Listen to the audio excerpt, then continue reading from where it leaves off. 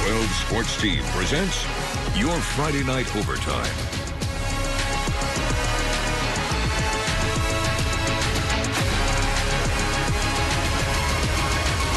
Only on WBNG.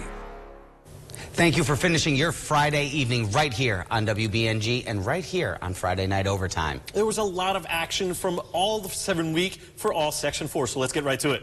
Absolutely. We kick off your night with a Friday night Class A matchup with both playoff implications and a storied rivalry. Vestal took the short 6-minute drive across the Susquehanna River, looking to stay in the playoff race and out of the grasp of the Tigers' bite.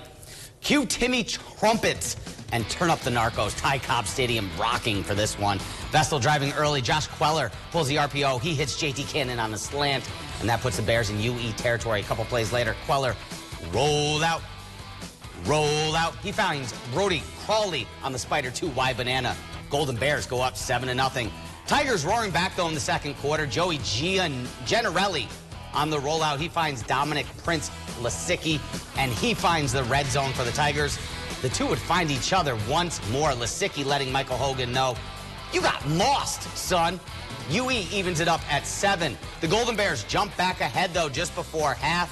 Caden Kitchen here right up the gut from inside the 1-yard line. Vestal goes up 14-7, and that's how it would finish. A scoreless second half for both teams ices the Golden Bears win over Union Endicott. Who's going to let the dogs out in this one between Horseheads and Binghamton? First 3 minutes, Lucas Mosher showing that he's got that dog in him. Taking it himself, reaching for the goal line to put the Blue Raiders up. Horseheads offense playing aggressive, and Miles Woodhouse wide open, like no one in the frame wide open. Puts up another 6 in the first. Patriots, Derek Abu answers with a 40-yard bomb to Cameron Ash to get their first score. Binghamton hustling on the defensive end, too, trying to stop the Horseheads.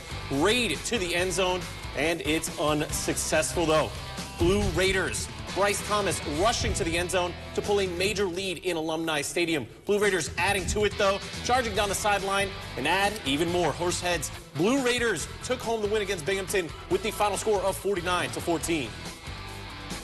In Class B, Oneonta with a big win at home in the division over the Yellow Jackets. Oneonta, the Yellow Jackets, stinging Shenango Valley 35-20. Those last 2 playoff spots in Class B up for grabs as we head to the last week of the regular season. And Elmira blanked at home by the brothers. CBA Syracuse, a 40-0 win over the Express. We head to Class D, a battle between the 7-0 Deposit Hancock Eagles and the 4-3 Tioga Tigers. The Eagles try to remain unbeaten against the reigning Class D champs. We hit the ground running. Literally, second play of the game, the handoff to Jake Brown, and he sees daylight. Can't make it, though.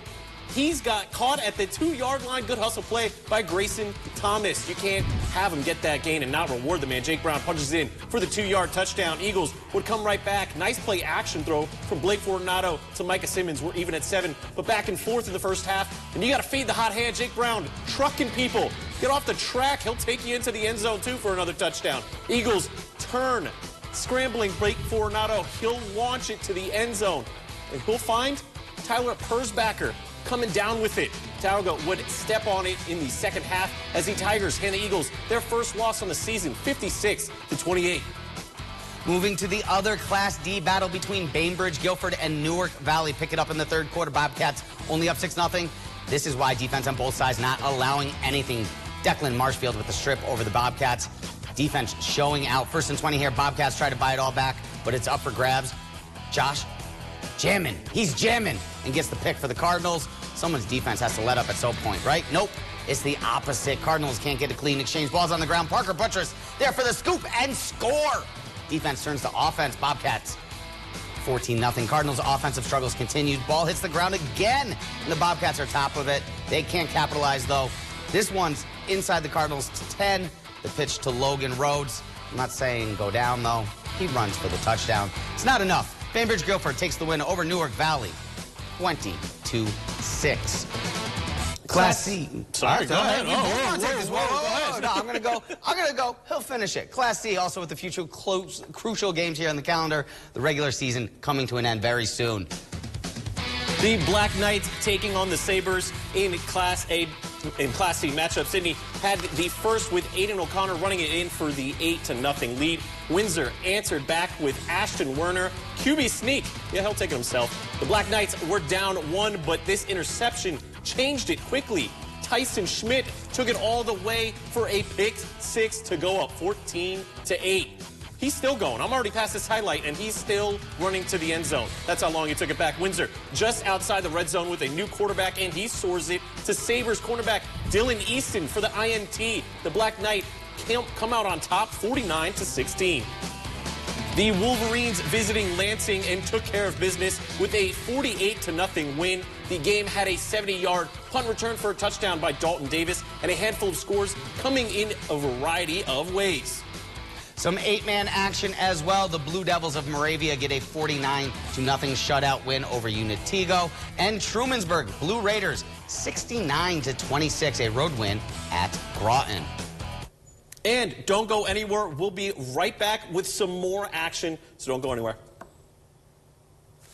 During the Jeep Adventure Days at the Matthews Warehouse in Great Bend, lease the 24 Grand Cherokee Laredo for $489 per month for 39 months with only $489 due at signing. Or lease the Jeep Compass Limited 4x4 for $419 per month for 39 months with only $419 due at signing.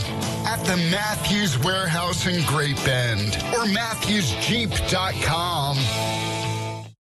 I'm a fifth-generation dairy farmer. What we do feeds New York and America. But Mark Molinaro sold us out. He took thousands in campaign cash from a company entirely owned by the communist Chinese government. And then in Congress, Molinaro made it easy for China to take advantage of New York farmers, like me. Letting China buy up our farmland makes me sick. I usually vote Republican, but there's no way in hell I'm voting for Mark Molinaro. I'm Josh Riley, and I approve this message. Changing the way the world views individuals with Down syndrome and other disabilities is our mission here at Gigi's Playhouse Southern Tier. We offer direct, educational, and therapeutic programs for everyone, regardless of age or disability. Gigi's Playhouse helped me to meet new people. Our custom programs work towards advancing literacy, math, motor skills, muscle tone, self-esteem, preparing for the workforce, and much more. Gigi's Playhouse helped me meet new friends and communicate better. And I love doing the art and gratitude and I like cooking. My favorite is sign language. The positive and uplifting environment of Gigi's Playhouse will empower our participants to reach their very best, and our resources will help foster acceptance, awareness, and networks for families and friends. Gigi's Playhouse is fun. I like to be here with all my friends. Oh yeah, it was great, and I'm doing a lot of stuff. Great job. And the best part, our programs are completely free. Cost will not be a barrier to achievement. If you'd like to join our program, come visit us in the Oakdale Commons in Johnson City. To learn more, call 607-217-4035 or visit gigisplayhouse.com/Southern Tier. I love Gigi's.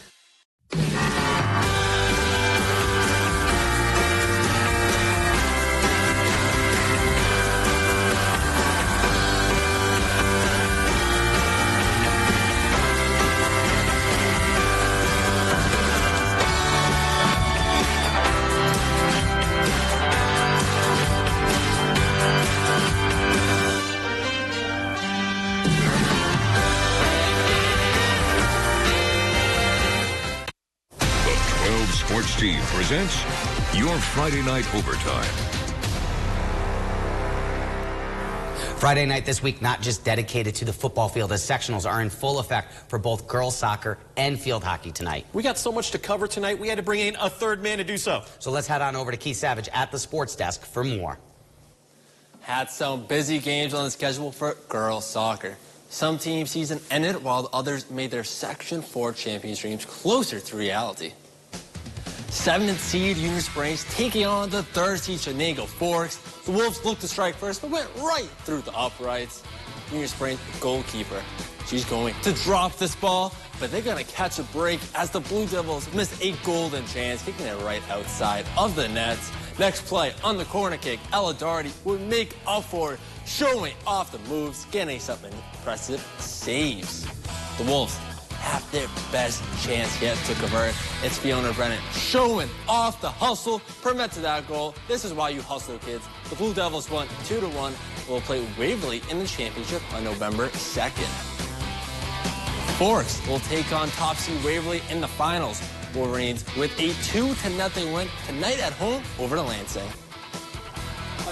Huge upset in Class D with the 9 seed is Canavius Dragons, a 2-1 win over top seed Richfield Springs. They'll be taking on Franklin in the semis as the Purple Devils defeated the Warriors 2-1 in OT. The 3 seed South Courtright Andes barely surviving with a 1-0 victory over Charlotte Valley. The Rams will match up with Edmondson Morris after they won 2-0. We have more than just soccer. It wasn't the only sport. We had sectionals with field hockey, had massive matchups all around the Southern Tier. A quarterfinals matchup with the 3-seed Marathon against the 6-seed Moravia. Head to the second half where the Olympians had a 1-0 lead, but the Blue Devils get a stop.